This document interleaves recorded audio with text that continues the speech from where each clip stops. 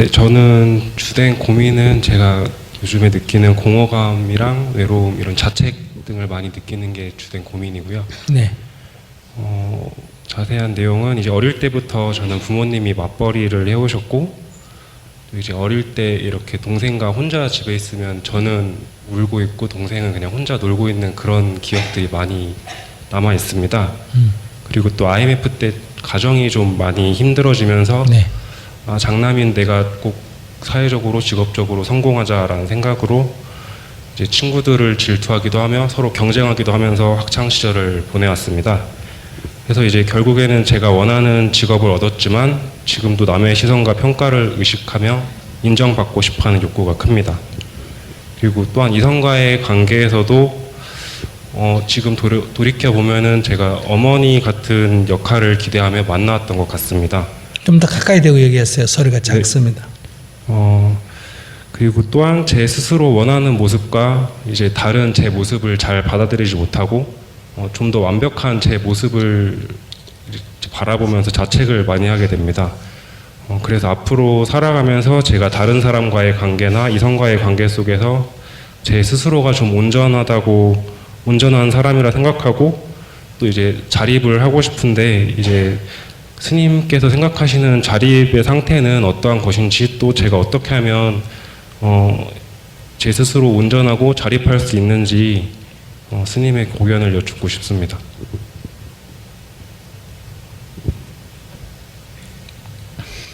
토끼는 자립해 있을까? 의지해서 살고 있을까? 산에 있는 토끼는. 그냥 살고 있습니다. 아니, 자립해서 자기가 살아갈까? 남의 도움으로 살아갈까? 자립해서 살고 있습니다. 산에 있는 노루는? 자립해서 살고 있습니다. 귀뚜라미는?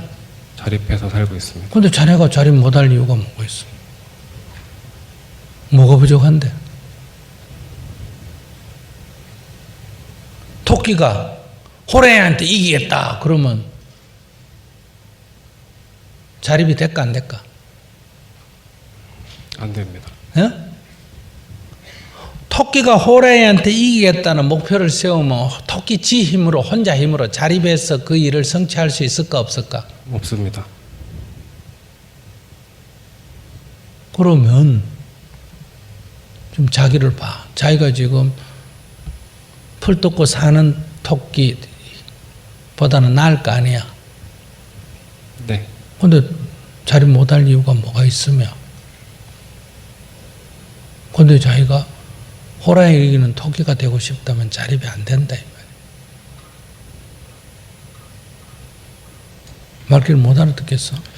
그러면 제가 어떤 사람인지 어떤 상태인지를 잘 자기는 지금도 그대로 네. 완전하다 이 말이야. 아무런 부족함이 없다 이 말이야. 자기가 욕심을 내니까 그 욕심의 기준을 놓고 보면 자기는 부족한 사람. 근데 항상 좀 제가 욕심이 많고 부족하다고 느끼는 것 같습니다. 그러니까 자기 부족하지 않는데 부족하다고 느끼는 건 자기가 욕심에 사로잡혀 있기 때문에 생긴 일이다. 그러니까 욕심의 마차가 자기를 끌어올리려면 이게 잘 안 돼. 토끼가 아무리 노력해도 호랑이한테 이길 수가 없어. 그러면 토끼가 이제 자책하는 거야. 나는 안 되네 이렇게. 그렇게 해야 되겠어. 욕심을 버려야 되겠어. 버려야겠습니다.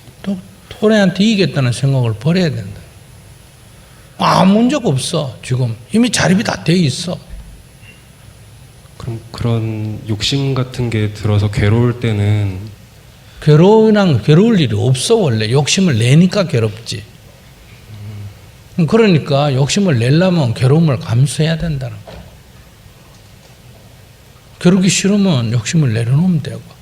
뭐 하고 싶다 이게 욕심이 아니야. 돈 벌고 싶다 이게 욕심이 아니야.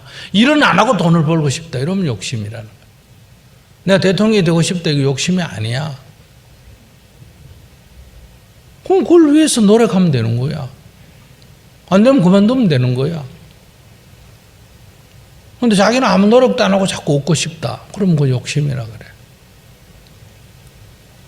네. 그러니까 어릴 때 IMF에서 자랐고 우리나라 사람 안 그런 사람 그 장남이고 어쩌고 한데 그거 다 망상이야. 애 요즘 하나 낳았는데 어느 집에 장남 아닌 애가 누가 있는지.